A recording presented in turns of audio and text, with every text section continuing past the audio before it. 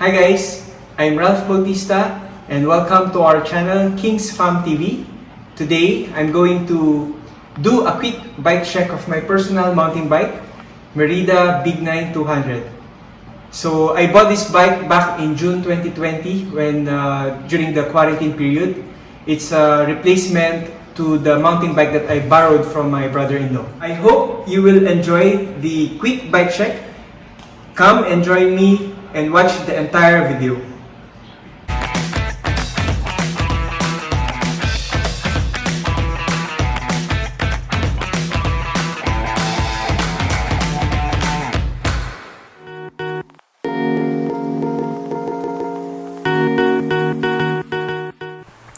Welcome back mga ka-bogli sa aming YouTube channel, KingsFam TV.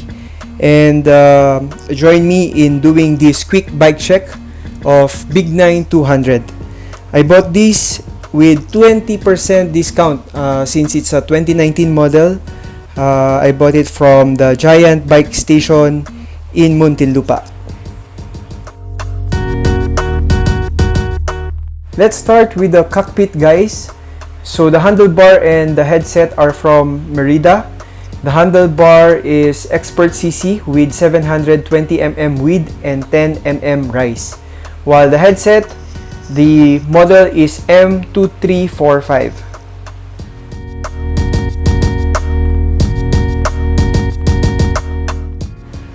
If you will notice, the shifters are from Shimano. They are Alivio. And if you will notice, they are 18 speed, 2 in front and 9 at the back.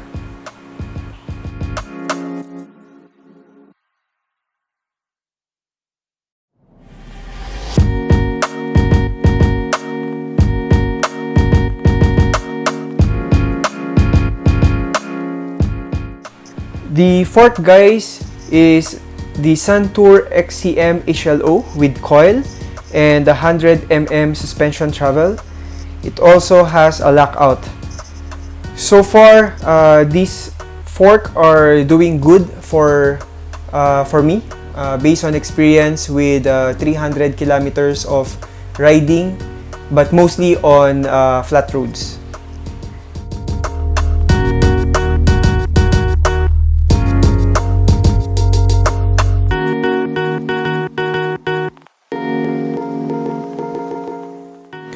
The frame is obviously from Merida and the model is Big 9 TFS. The size of this frame is large, just fits with my 511 frame. And I did install a bottle cage there from Merida and an air pump from Gio.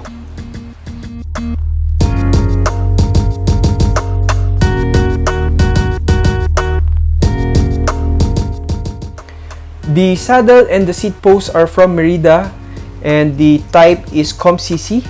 I have also installed a saddle bag from Rock Bros.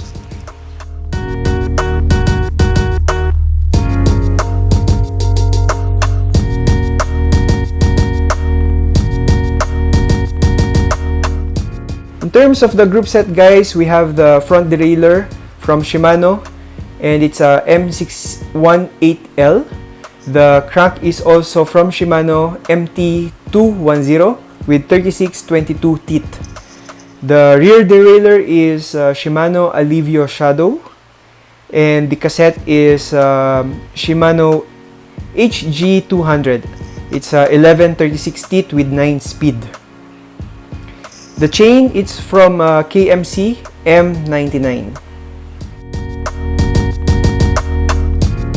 The brakes and the brake levers are from Tektro and the model is HD M275.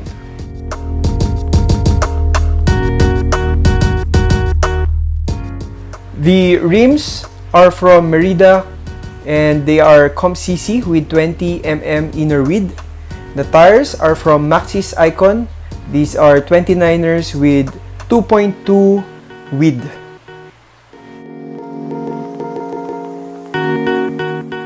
Lastly, guys, the spokes are black stainless and both the front and rear hubs are from Shimano TX505.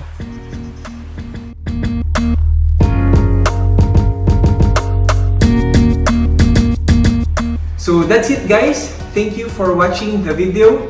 I do hope that you will like, subscribe, and comment on our videos.